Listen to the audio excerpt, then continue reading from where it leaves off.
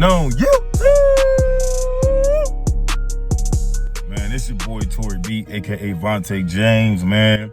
You already know it's VJ Gang, and I'm coming with bangers all 2024, all 2025, and so on. And I'm dropping a video reaction for y'all today. This is my first video reaction, so I'm gonna be dropping more of these for y'all. It just sometimes take a little minute to see which ones that you can talk about, because it's so many that you can talk about, so sometimes it's easy to get lost in the sauce real quick. But before I get into this video, make sure you'll hit that like, drop that comment, hit that big red subscribe button, because you'll already know if you ain't watching VJ Gang, then you not living. And if y'all got any suggestions in the comments of a prank that y'all want me to do, or any type of video reaction that y'all want to see, y'all just let me know. You know what I'm saying? Now, as far as today, as this video, it says we have a cheating wife who poisons her husband, who happens to be a pizza maker, for $100,000 insurance policy. So we're gonna go ahead on and I'm gonna just get straight into it. On June 17th, 2010, in South Los Angeles, the owner of a popular pizzeria died suddenly during his evening shift. A preliminary report of natural death from a heart attack raised the suspicions of experienced Detective Camille Harris. In South Los Angeles, March 2010, Terrence Terry Green, a 35-year-old pizza chef, owned and operated Green's Gourmet Pies at 4234 Western Avenue. Born in the Bronx to Italian... If he said he worked at a pizza shop but he made pies, yo, I'm sorry, I'm just trying to figure out, like, where that correlates, but whatever, okay. Immigrant parents, Terry moved to Los Angeles in 2000 with $5,000 in savings and his grandmother's cherished pizza recipes. Through dedication and exceptional culinary skills, he transformed a struggling corner pizzeria into a thriving neighborhood establishment known for its authentic Italian flavors and welcoming atmosphere. Terry's signature creation, the Sunset Supreme Pizza, featuring caramelized onions, smoked mozzarella, and a secret sauce recipe, attracted customers from across the city. Caramelized, I ain't gonna lie, y'all. I ain't never had caramelized onions. I don't even know what they taste like, if I'm being honest. I have no idea. I'm thinking he's gonna say, like, some extra recipes or something like that, but caramelized onions? But I'm gonna go ahead and let the video play, but all right. The pizzeria's annual revenue reached $400,000, modest but stable, allowing Terry to employ 5 staff members and maintain a comfortable living. His dedication to quality and customer service earned him features in local newspapers and a loyal customer base. His wife, Monique Green, née Baker, 34, presented a stark contrast to Terry's humble nature. A former runway model who had worked in New York and Paris, Monique's career ended in 2008 due to a knee injury. She met Terry at a catering event in 2009, where he was providing food service. Their whirlwind romance led to marriage within 6 months, raising eyebrows among Terry's close friends and family. No, whoa, hell no, ain't no way. 6 months? And y'all was married?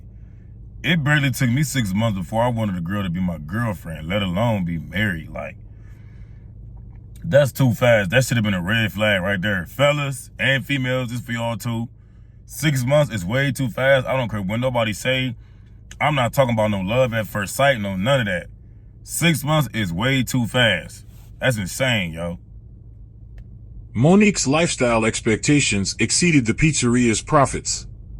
Bank records would later show monthly credit card charges averaging $12,000 for designer clothing, spa treatments, and social events.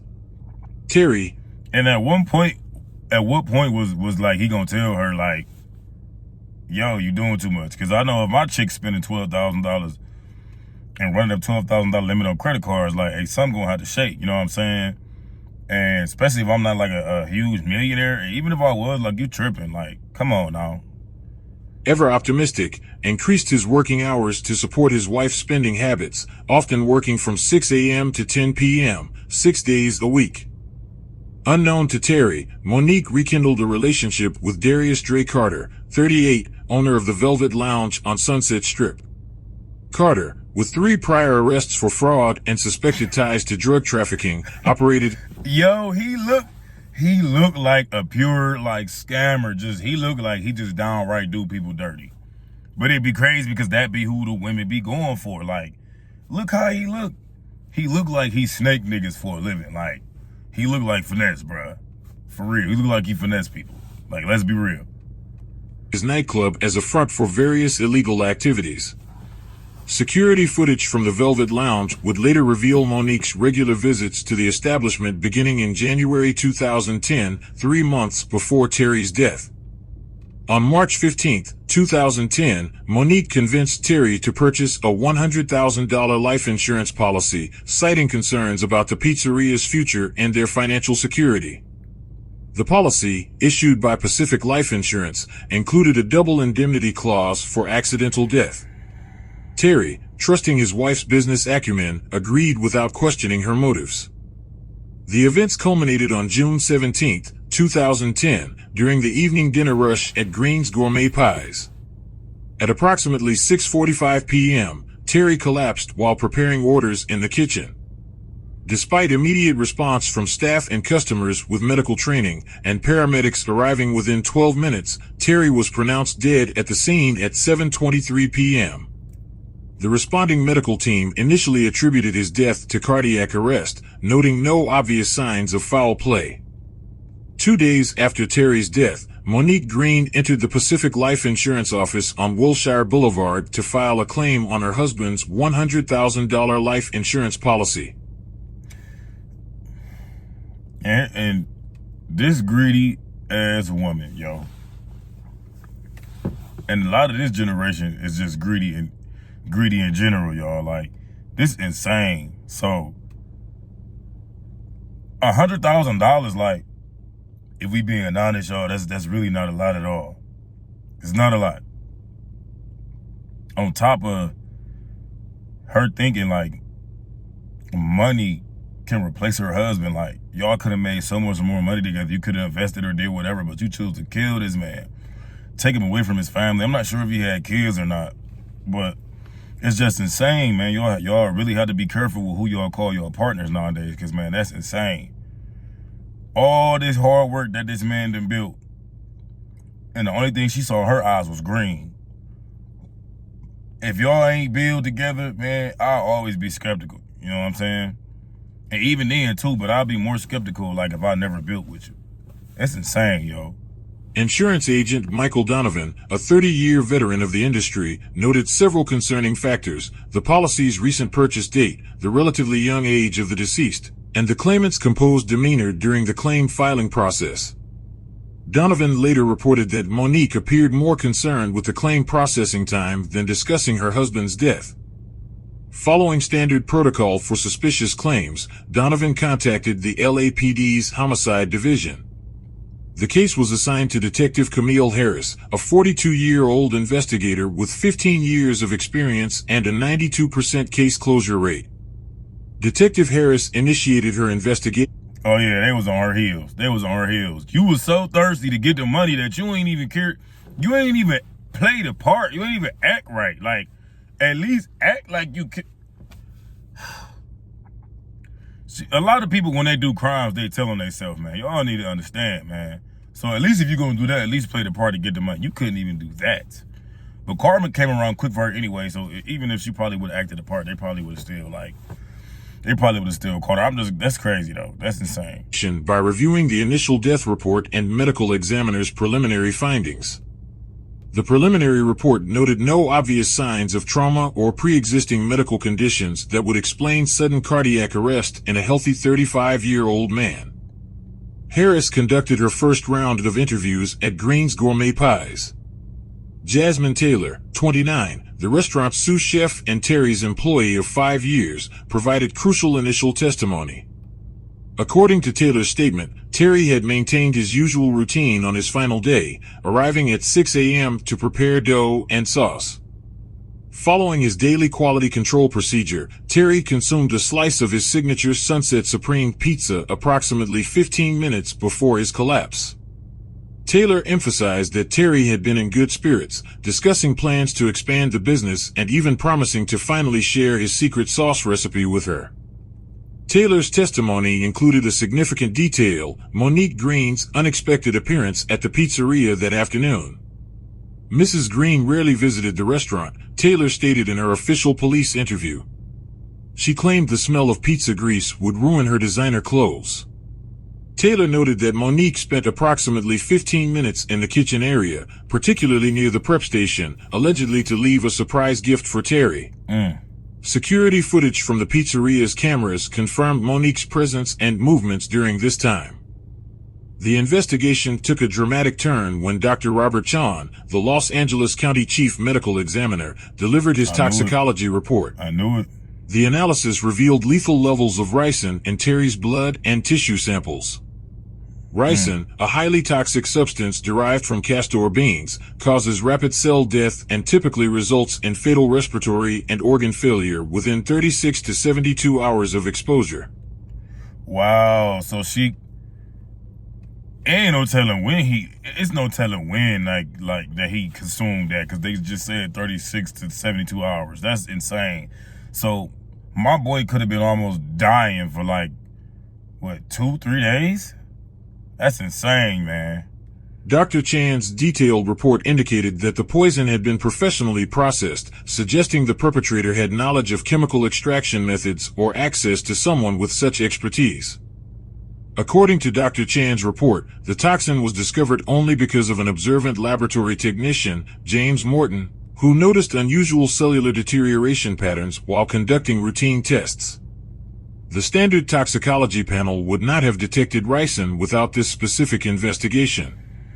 The concentration of ricin in Terry's system indicated ingestion approximately 1 to 2 hours before death, consistent with the timeline of his final pizza tasting. Morton's discovery prompted a complete re-examination of all tissue samples and stomach contents. Detective Harris immediately reclassified the case as a homicide investigation. She secured the crime scene at Green's Gourmet Pies, ordered comprehensive forensic analysis of the kitchen area, and established a timeline of events for June 17th. The department also placed a hold on the insurance claim pending further investigation. Forensic teams collected samples from all food preparation surfaces, ingredients, and cooking implements in the pizzeria's kitchen. The discovery of ricin poisoning significantly altered the investigation's scope. Harris requested assistance from the FBI's Behavioral Analysis Unit, given ricin's classification as a potential bioterrorism agent. The careful planning required to obtain and administer the poison suggested premeditation rather than a crime of passion. The FBI's involvement brought additional resources, including specialists in toxicology and chemical weapons. The case became the LAPD's highest priority. First off, how didn't you think that? First, she was an expert in like all kinds of chemicals and medical chemicals and stuff like that. How didn't you think that they was not gonna find? What? See, people be so dumb and try to be outsmarting the law all the time. Like, the medical examiner is like half of the work right there. When that come back, they gonna catch you, bro. Like, that's insane. How didn't you think that they was gonna catch you and you a whole medical person who been doing this? Like, oh my God. With Detective Harris assembling a task force including forensic specialists, financial analysts, and surveillance experts. The team began comprehensive background checks on all individuals with access to the pizzeria's kitchen, focusing particularly on financial records and recent suspicious activities. Harris also ordered surveillance footage from neighboring businesses and traffic cameras to establish a complete picture of movements around the pizzeria on the day of Terry's death. Initial interviews with pizzeria staff and regular customers painted a picture of Terry as a well-liked business owner with no known enemies. However, Detective Harris noted that Monique's behavior during her interview seemed rehearsed, with responses that appeared carefully calculated to present herself as a grieving widow. This observation, combined with the suspicious timing of the insurance claim and her presence in the kitchen on the day of Terry's death, made Monique a person of interest in the investigation. The use of ricin as the murder weapon particularly concerned law enforcement, as it indicated a level of planning and sophistication rarely seen in domestic homicide cases. A breakthrough came when analyzing surveillance footage from businesses surrounding the Velvet Lounge, an upscale nightclub on Sunset Strip. The footage revealed multiple visits by Monique to the establishment between January and June 2010, with particularly frequent visits in the weeks leading up to Terry's death. The Velvet Lounge's owner, Darius Dre Carter, aged 38, had an extensive criminal record.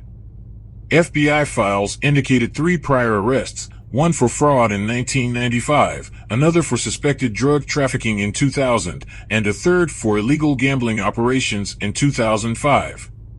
Though never convicted of major charges, Carter maintained known associations with several organized crime figures in Los Angeles.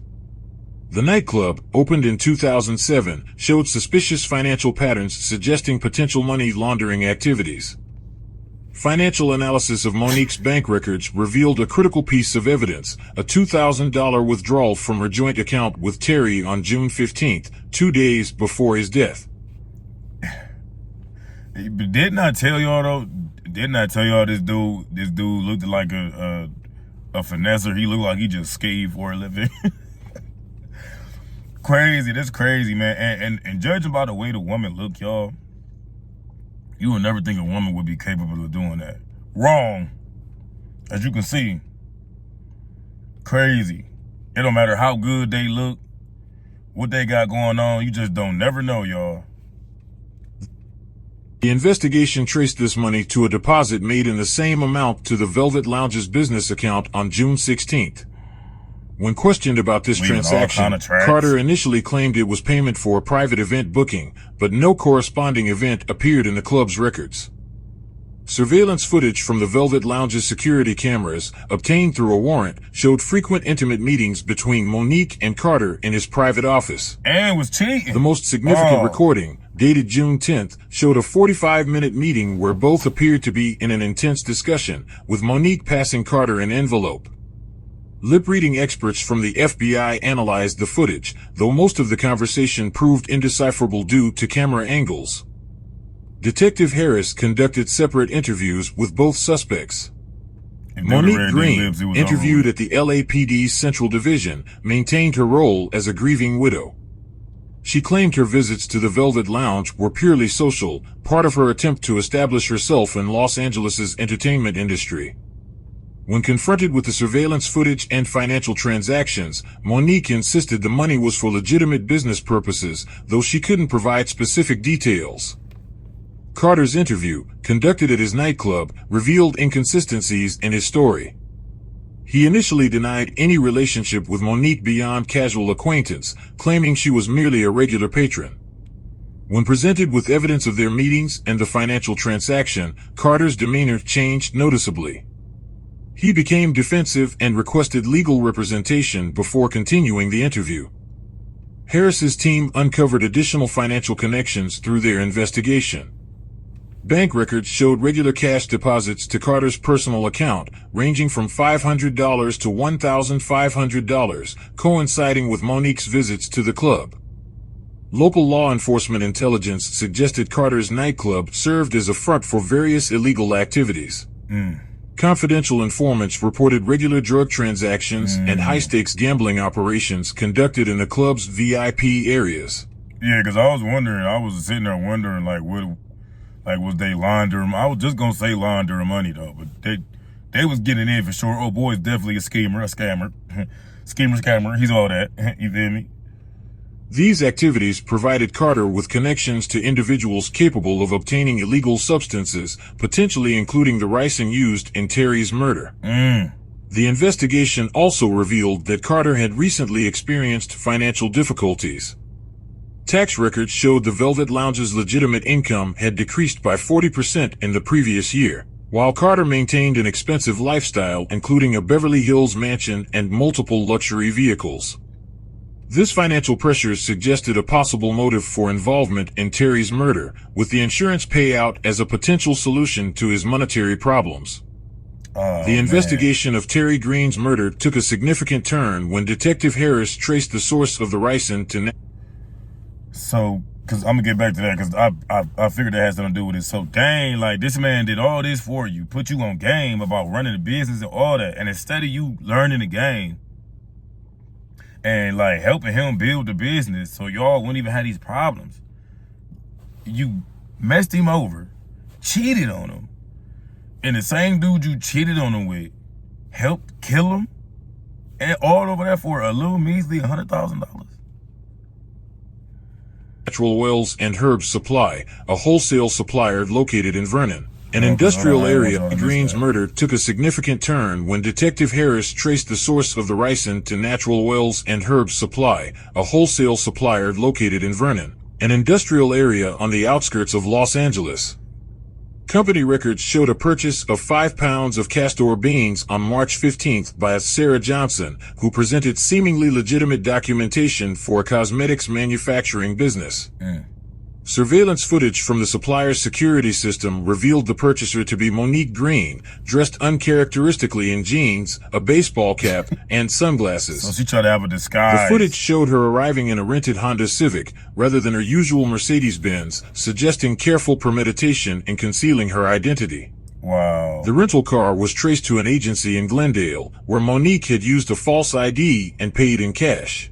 She did all this. Ramon Hernandez, the supplier's owner, provided a detailed statement about the transaction.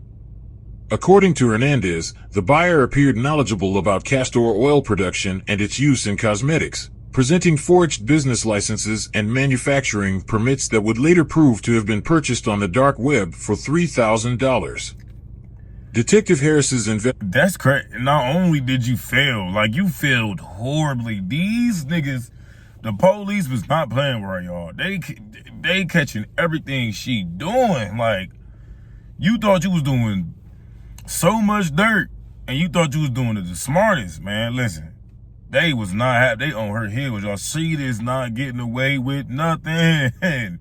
Damn. Investigation of Monique's movements on June 17th revealed a carefully constructed but ultimately flawed alibi. While Monique claimed to be shopping at various boutiques in Beverly Hills between 2 p.m. and 6 p.m., security footage from these locations showed no sign of her presence. Instead, cell phone tower data placed her phone near Green's Gourmet Pies at approximately 5:15 p.m. Phone records detailed 6 calls between Monique and Darius Carter between 2 p.m. and 4 p.m. that day. The final call, lasting 12 minutes, occurred just before Monique's appearance at the pizzeria. When questioned about these calls, both Monique and Carter provided contradictory explanations, with Monique claiming they discussed event planning and Carter stating they spoke about club promotions. Jasmine Taylor's supplementary testimony proved crucial to establishing the method of poisoning. In a detailed statement, Taylor recalled Monique entering the kitchen at 5:15 p.m. carrying a Victoria's Secret shopping bag, claiming she had bought Terry a surprise gift. She spent at least 10 minutes near the prep station where we keep the pizza dough, Taylor stated. I was focused on chopping vegetables, but I remember seeing her handle something near the dough mixture for the Sunset Supreme. Taylor also noted Monique's unusual behavior. She seemed nervous, constantly looking over her shoulder. When I asked if she needed help finding something, she nearly jumped. Before leaving, she placed what looked like an empty perfume box on Terry's desk. She left quickly, which was strange because she usually made a point of saying goodbye to everyone. Forensic analysis of the prep station area, conducted after the ricin discovery, revealed trace amounts of the toxin in a dough mixing bowl. The investigation determined that the poison had been introduced into a specific batch of dough used for the Sunset Supreme pizza. Terry, you ain't even throw away the ball? She didn't throw away the ball, y'all. She did a lot of smart stuff, but also a lot of dumb stuff. Then again, I can't say that she did anything smart at all because they literally just caught everything from, like, beginning to end. That's insane. Signature dish, which he personally taste tested every evening before the dinner rush. Security footage from a Shell gas station on Florence Avenue showed Monique purchasing latex gloves and a small plastic container at 2:30 p.m. on the day of the murder. Dumb. These items were later found in her car's trunk, with the container testing positive for ricin residue. Oh my God. The gloves, when examined, revealed trace. So you gonna leave all the evidence in your car? What be wrong with people? How you gonna do a crime and then first of all, let's see if you're gonna do a crime, do it by yourself. How you gonna do a crime and then leave everything in your car? All the evidence. Arrest me, take me to jail, lock me up. Of both ricin and pizza dough. A search of Monique's laptop, seized during the investigation, uncovered deleted browser history showing research on ricin extraction methods and lethal dosages. The searches dated back to February, indicating long-term planning. The laptop also contained encrypted communications with an unknown individual discussing methods of poison extraction. Detective Harris compiled a timeline showing how Monique had methodically planned the murder over several months, researching the poison, acquiring materials under false pretenses, choosing the method of delivery, and selecting the precise moment for maximum effectiveness. The evidence painted a picture of a premeditated murder that relied on intimate knowledge of Terry's routines and habits. The breakthrough in Terry Green's murder investigation came during Detective Harris's third interview with Darius Carter at the LAPD's Central Division. After 4 hours of questioning and presented with overwhelming evidence of his involvement, Carter's carefully constructed facade began to crumble. In exchange for consideration in charging, he provided a detailed confession about his relationship with Monique Green and their involvement in Terry's murder. And got him to tell on. Carter revealed that Monique had first approached him about killing Terry in April 2010. During a late-night meeting at the Velvet Lounge, she outlined her plan to collect on Terry's life insurance policy. According to Carter's statement, Monique complained about her suffocating life with Terry, describing how she felt trapped in a marriage that couldn't support her desired lifestyle. The $100,000... That's ungrateful. That's just ungrateful. That can't support your lifestyle? Like, nobody told you to go broke. She technically went broke before they was even together. He low-key came in with a business and low-key put you back home. And it wasn't enough for you? Man, that's this generation, this modern generation of women, man. It's sad, man. Fellas, man, please, man, protect yourself. Her insurance payout, she argued, would provide them capital to expand the Velvet Lounge and start a new life together. The $2,000 transfer, Carter explained, was Monique's way of ensuring his complicity. She said it was a down payment on our future, Carter stated in his recorded confession. I didn't take it seriously at first, but when she transferred the money, I realized she wasn't just talking. Carter claimed he attempted to distance himself from the plot, but feared Monique would implicate him in other illegal activities if he refused to cooperate.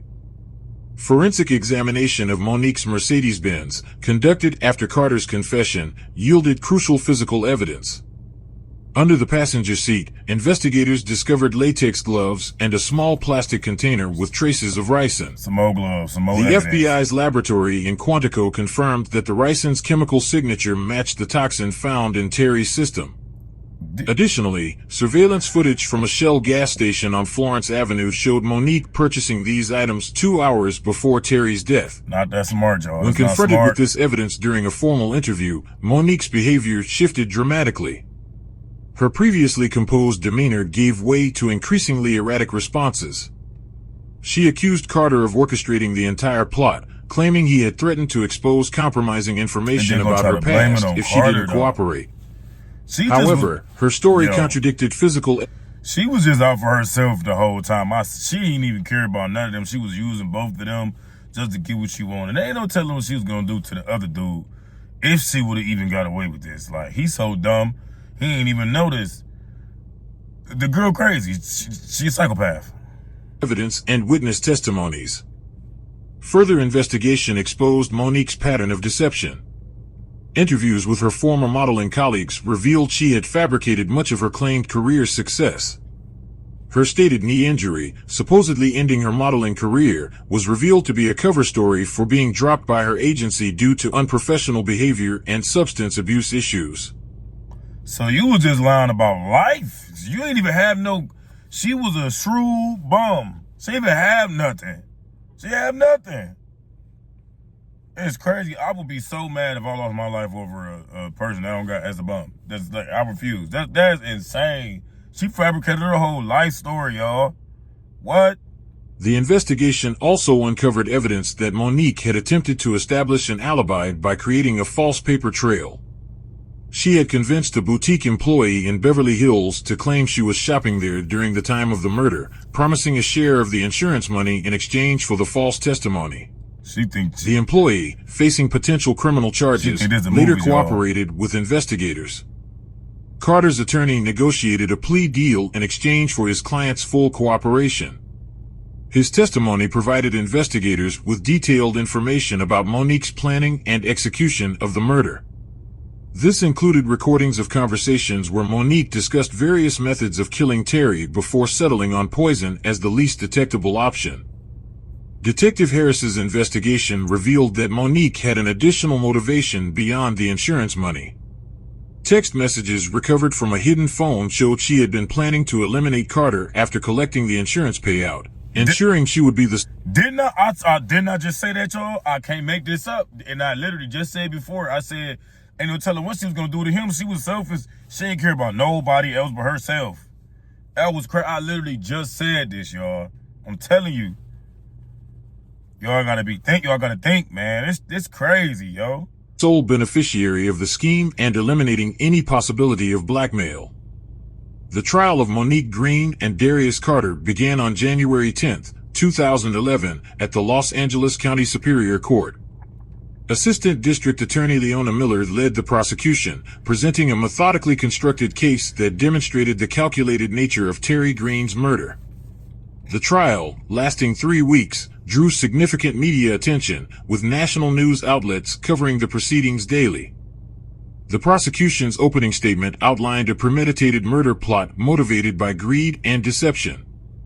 Miller presented a timeline starting with Monique's careful groundwork, the insurance policy purchase, acquisition of ricin materials, and coordination with Carter.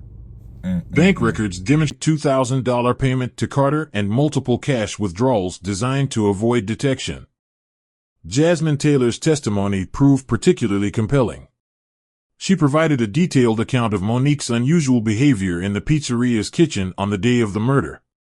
Taylor's testimony was supported by security footage showing Monique's suspicious movements near the prep station. The jury appeared visibly affected when Taylor described Terry's final moments and his plans for the business's future. Forensic evidence formed the backbone of the prosecution's case. FBI toxicologist Dr. Sarah Stanford presented detailed analysis of the ricin found in Terry's system, Monique's car, and the pizzeria's prep station. Dr. Stanford explained how the poison was specifically prepared and dosed to ensure a delayed but lethal effect, demonstrating the killer's careful planning. The defense strategies for the two defendants created a courtroom dynamic of mutual act. I told y'all that he was probably down for about from 1 to 3 days because it said 36 to 72 hours. I'm telling y'all, I can't make this up, y'all. Monique's attorney, James Richardson, portrayed her as a victim of Carter's manipulation, claiming he had coerced her into the plot by threatening to expose compromising information about her past. Carter's defense team, led by Michael Brooks, countered by presenting Carter as an unwitting participant in Monique's scheme. Digital evidence proved particularly damaging to Monique's defense. Computer forensics expert Timothy Wong testified about deleted searches on Monique's laptop regarding ricin extraction and lethal dosages. Cell phone records revealed extensive communication between the defendants, contradicting their claims of minimal contact. That's crazy though, y'all, man. Moral of the story, man, y'all gotta watch out for people like that, man, because, like, that's really insane. This man really, like shared his life with her, his business, was trying to put her on, all that, and you cheated on him, set him up, and killed him just to get some money. And he was being nice, and y'all know what they say, man, nice guys finish last, man. I don't care what nobody say, nice guys finish last. Hands down. Man, y'all just be careful who y'all trust, man. And don't take out no life insurance policy unless you've already one you took out on your own. And don't tell nobody that you took out a life insurance policy. Just don't tell nobody that, okay? Because as y'all can see what type of people we got living in this world. But that's all I got for y'all today, man. Y'all already know, man, it's VJ's Vontae James gang, man. I thank y'all for watching, man. Like I said earlier, hit that like, drop a comment, hit that big red subscribe button. Put any suggestions that y'all do have in the comments, and if they're doable, I will do them. Watch Vontae J, because if you're not watching VJ channel and you ain't with VJ gang, then you not living. I got some more bangers coming for y'all all 2024, all 2025, and so forth. And we out.